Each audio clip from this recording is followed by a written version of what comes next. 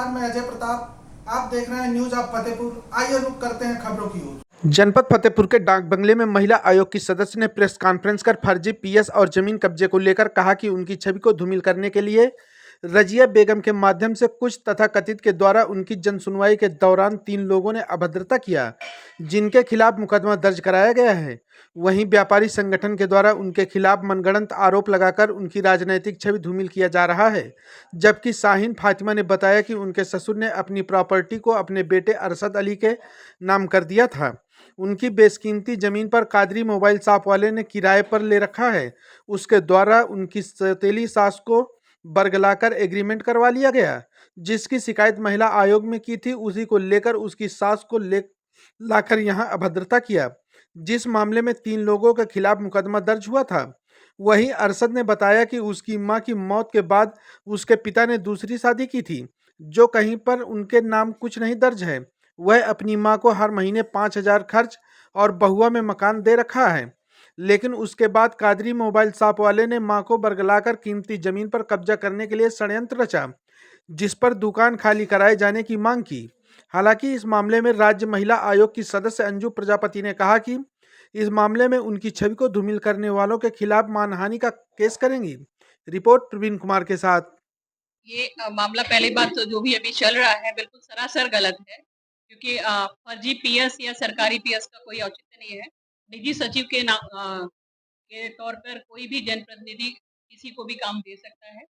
जिन पर ये आरोप लगाया जा रहा है अरविंद जी पर, वो पिछले 4 साल से निजी सचिव के तौर पे मेरे साथ काम कर रहे हैं। और ये घटना जिस दिन की है 6 अगस्त की घटना है। सरकारी जनसुनवाई पे मैं जनपद में आई हुई थी। मेरे पास पीड़िता एक आती है साहिल, जिसका कि बहुआ में घर भी है और कुछ दुकानें भी हैं। उसका ये आरोप था कि कादिर करके कोई है, वो पिछले 3 साल से दुकान पे ले रखा है, 2 साल से उसने किराया नहीं दिया है। तो मैडम आप मेरी दुकान खाली करा दीजिए, मैं दूसरे के किसी और को दूंगी। तो मैंने उसपे कादिर को दूसरे दिन बुलवाया था कि दोनों पार्टी को वहाँ सामने बैठा करके समझौता करा दें। कादिर को जिस समय मैंने बुलाया वो उस समय आए नहीं, 11:30 बजे आए। उसके बाद रजिया बेगम को लेकर के आए, जो कि रजिया बेगम जो पीड़िता मेरे पास आई थी, उनकी सौतेली सास है। उनका पारिवारिक विवाद कुछ पहले से ही चल रहा था, उसमें वो मेरे संज्ञान में था, लेकिन उसमें एक ही वो प्रकरण मेरे पास नहीं था। उसमें हो सकता ना मैंने रजिया बेगम को उस दिन बुलाया था। कादिर जबरन रजिया बेगम को मोहरा बनाकर उस दिन लेकर के आए। रजिया बेगम के साथ मेरी पूरी सिंपैथी उस दिन भी थी, आज भी है। रजिया बेगम कैप्टन साहब की पत्नी है, शाहीन की सौतेली सास है। अब उनका जो भी व्यवहार रहा हो, कैप्टन साहब की पेंशन जो है रजिया बेगम को नहीं मिल रही थी, जो हमारे इंटरफेयर के बाद आज अगस्त से उनको पेंशन भी मिलने लगी है, जो उनको जीविकोपार्जन के लिए सफिशिएंट है। और मेरा जो आज की पीसी रखने का उद्देश्य है कि मैं जन सुनवाई में यहाँ पर थी, वो जन सुनवाई मैंने पूरी करी। दूसरे दिन की जन सुनवाई भी मैंने पूरी करी।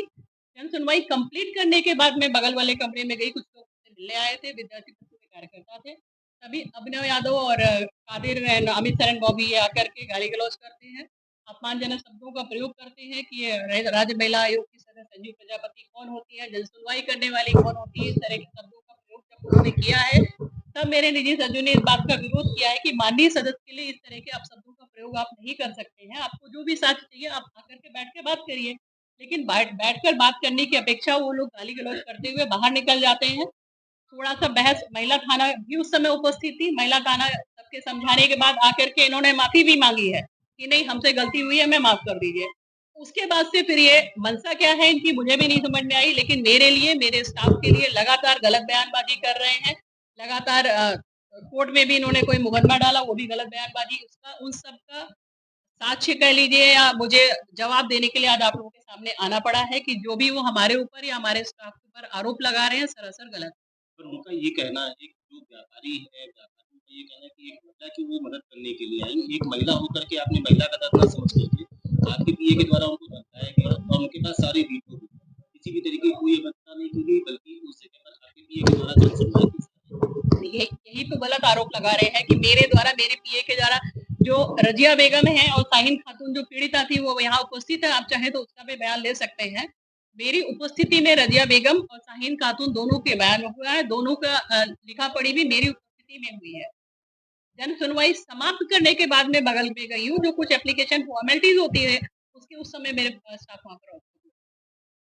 और अगर वो यहाँ पर आए थे, तो उन्हें एक बार बुलाना चाहिए था कि मैडम कहाँ पर हैं? अगर आप सही का साथ देने आए हैं, तो मैंने तो दोनों पीड़िताओं के लिए सही का साथ दिया। आज उस पीड़िता को पेंशन मिल रही है। जो पीड़िता मेरे पास आई थी, इसके पति के द्वारा लिखित दिए जाने के बाद आज उसको पेंशन मिल रही है। यानी उसके लिए जीविकोपार्जन का साधन नहीं था। उनकी शिकायती पत्र की आपको करके पूरे हुए, उसमें कोई मुकदमा नहीं दर्ज किया गया। अगर मुकदमा नहीं दर्ज किया जाता तो वो बड़े स्तर पे आंदोलन सारे व्यापारी नहीं, उनके शिकायती पत्र किस आधार पे मुकदमा नहीं दर्ज किया गया है कि मैंने जन सुनवाई नहीं करी है या मेरी जगह पे मेरे निजी सचिव जन सुनवाई कर रहे थे। आधार आरोप तो लगाना आसान होता है। अगर आप कोई आरोप लगा रहे हैं तो उसमें सच भी देंगे ना, तब तो उस पे कार्रवाई होगी। उनके आंदोलन वो एक सामान्य प्रकरण को अनावश्यक रूप से व्यापारी मुद्दा पहले वो बनाते हैं, बाद में उसमें पत्रकारिता को भी लेकर के आ जाते हैं कि पत्रकारों का अपमान किया गया है, जबकि ऐसा कुछ भी नहीं था। एक सामान्य प्रकरण था, सामान्य प्रकरण को व्यापारी मुद्दा, उसके बाद पत्रकारों का मुद्दा बनाना उनकी मंशा क्या है, तो इसका जवाब नहीं दे पाएंगे। ये वाला मामले बिल्कुल गलत है। फर्जी पीएस का मामला बिल्कुल ही गलत है, क्योंकि निजी सचिव के रूप में मेरे पिछले 4 साल से काम कर रहे हैं। सरकारी पीएस का ऐसा कोई पद होता ही नहीं है। जितने भी आपके माननीय सांसद हैं, माननीय विधायक हैं या जो भी जनप्रतिनिधि हैं, वो निजी सचिव के रूप में बहुत सारे लोग उनके साथ काम करते हैं। सूचना अधिकार की तहत जन सूचना अधिकार के तहत उनसे मांगा गया था कि आयोग से कि आपके यहाँ ऐसा कोई सरकारी पद होता है? तो आयोग से लिख कर के आ गया है कि हमारे यहाँ ऐसा सरकारी पद नहीं होता। लेकिन माननीय सदस्य, माननीय अध्यक्ष या माननीय उपाध्यक्ष निजी सचिव के रूप में क्या किसी को अपने साथ काम करने के लिए नहीं रख सकती? ऐसा कहीं लिखित में कोई आदेश नहीं है। जी सर, हम मैम के पास 6 तारीख को आए। मैम मैम के पास मैम ने 7 तारीख को बुलाया कि आप लोग 7 तारीख को 9:30 बजे आइए। 7 तारीख को भी फोन करा कि आप लोग 9:30 बजे आइए। हम लोग 9:30 बजे हम लोग आ गए। 7 तारीख 11 बजे आए। वो आए और उनसे मतलब बातचीत हुई। उसने कहा कि हम 1 महीने में दुकान खाली कर देंगे और उनसे 4.5 लाख रुपए लेते हैं, तो वो भी दे देंगे। महिला थाना भी थी वो थी। इसके बाद फिर जब सारी लिखा-पढ़ी हो गई तो फिर व्यापार मंडल के लोग आ गए। उन्होंने मैम को बोला ये किसकी सफाई करने वाली। फिर आप अपने साथ क्यों निकालना चाह रही हो? नहीं सर, हम उनको खुद आप क्यों निकालना हम चाह रही क्यों हैं? निकालना चाह रहे हैं? हम खुद ही महोबा में रहते हैं, हम यहाँ रहते भी नहीं हैं। हम खुद ही अपना पूरा घर छोड़ के सर हम वहाँ 10,000 किराए पे दे के हम खुद ही रह रहे हैं। रज़िया बेगम का तो ये कहना है कि भई उनके पति जो उनके पति जी, वो मतलब उनकी वो बेटी जी। और आप तीनों दुकानों पे कब्ज़ा कर रहे हैं। नहीं, नहीं, जबकि बिल्कुल उनका नहीं। एक दुकान जो उनके तो पति सर की ओर ये से ये मिली हुई है। बँटवारा करा किसने? ये किसने तो किया कि आपको एक कैसे दुकान है? सर मेरे हस्बैंड के नाम है दुकान।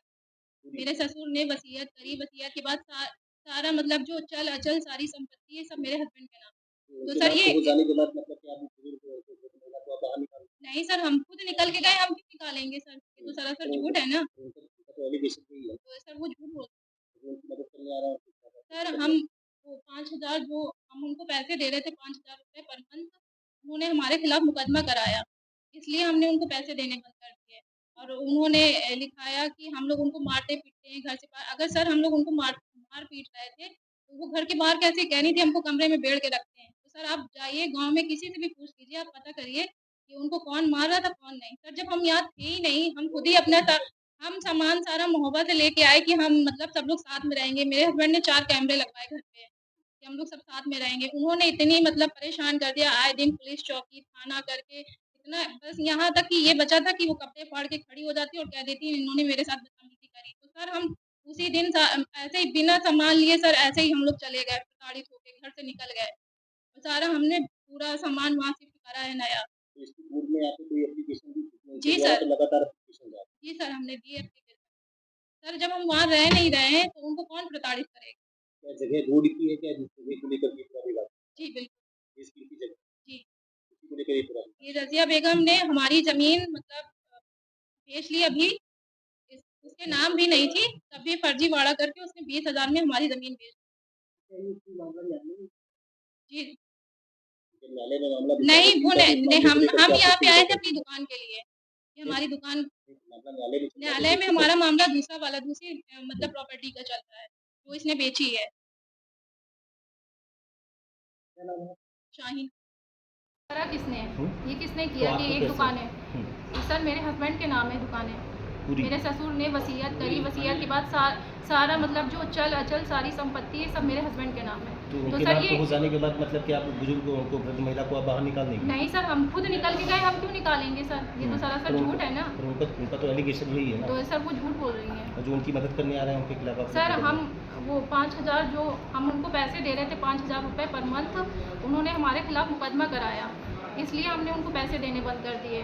और उन्होंने लिखाया कि हम लोग उनको मारते पीटते हैं घर से बाहर। अगर सर हम लोग उनको मार पीट रहे थे तो वो घर के बाहर कैसे कह रही थी हमको कमरे में बैठ के रखते हैं। तो सर आप जाइए गांव में किसी से भी पूछ लीजिए, आप पता करिए कि उनको कौन मार रहा था कौन नहीं। सर जब हम यहाँ थे ही नहीं, हम खुद ही अपना हम सामान सारा मोहब्बत से लेके आए कि हम मतलब सब लोग साथ में रहेंगे। मेरे हस्बैंड ने 4 कैमरे लगवाए घर पे कि हम लोग सब साथ में रहेंगे। उन्होंने इतनी मतलब परेशान कर दिया, आए दिन पुलिस चौकी थाना करके इतना, बस यहाँ तक कि ये बचा था कि वो कपड़े फाड़ के खड़ी हो जाती और कह देती इन्होंने मेरे साथ बदतमीजी करी। तो सर हम उसी दिन ऐसे ही बिना सामान लिए सर ऐसे ही हम लोग चले गए, प्रताड़ित होकर घर से निकल गए और सारा हमने पूरा सामान वहाँ शिफ्ट करा है नया। तो इसके पूर्व में आपने कोई एप्लीकेशन दी, क्योंकि उनके द्वारा तो लगातार एप्लीकेशन जारी है? जी सर हमने दी एप्लीकेशन। सर जब हम वहाँ रह नहीं रहे हैं तो उनको कौन प्रताड़ित करेगा? क्या जगह रोड की है क्या, जिस जगह को लेकर के पूरा विवाद चल रहा है? जी बिल्कुल, बेशकीमती जगह है, जी उसी को लेकर ये पूरा विवाद ये चल रहा रज़िया बेगम ने हमारी ज़मीन मतलब बेच ली अभी, उसके नाम भी नहीं थी, तब भी फर्जी वाड़ा करके उसने 20,000 में हमारी ज़मीन बेच दी। तो क्या ये कोई मामला न्यायालय में भी आया है क्या आपका? जी है। जब न्यायालय में मामला नहीं, वो हम यहाँ पे आए थे अपनी दुकान के लिए कि हमारी दुकान, नहीं तो मामला न्यायालय में चल रहा है। न्यायालय में हमारा मामला दूसरा वाला दूसरी मतलब प्रॉपर्टी का चल रहा है जो इसने बेची है। क्या नाम है? शाहीन खान। आपकी माताजी के द्वारा आपके ऊपर आरोप लगाया जा रहा है कि आप उनको परेशान कर रहे हैं। उनको क्या कहते हैं, जो उनके पति की जो 3 दुकानें थी उसमें एक दुकान उनके नाम पर है और वो एक किराएदार को रखी है। क्या है ये पूरा मामला? सर ये पूरा मामला गलत है। पूरी दुकानों का सर ओनर मैं हूँ सिर्फ, और उसमें उनका कोई अधिकार नहीं है और इसके पूरे साक्ष्य मेरे पास हैं। जैसा कि उनका ये एलिगेशन है कि व्यापारी नेताओं के साथ वो गई थी महिला आयोग के सदस्य के पास, तो उनके साथ वहाँ पे अभद्रता की गई और व्यापारियों के खिलाफ मुकदमा दर्ज कराया गया। तो इसमें कौन है जो बीच में जो आपकी दुकान पे कब्जा कर रखा है और ये कितने दिनों से ये पूरा प्रोजेक्ट चल रहा है? देखिए इसमें दुकान पे कब्जा तो इरशाद कादरी ने कर रखा है और हम लोग गए थे वहाँ मैम के पास, तो मैम के साथ तो वहाँ अभद्रता की गई थी। तो क्या चाह रहे हैं ऐसे लोग जो दुकान पे कब्जा कर रखे हैं, तो क्या उसी के द्वारा ये षड्यंत्र रचा जा रहा है या और कोई लोग भी इसमें शामिल हैं? ये सर वही हो सकता है, इरशाद कादरी ही। कितने दिनों से कब्जा कर रखा है आपकी दुकान पे? ये सर हो गया लगभग 1.5-2 साल। क्या चाह रहे हैं आप? दुकान सर खाली हो जाएगी। क्या नाम है आपका? इंचार्ज काम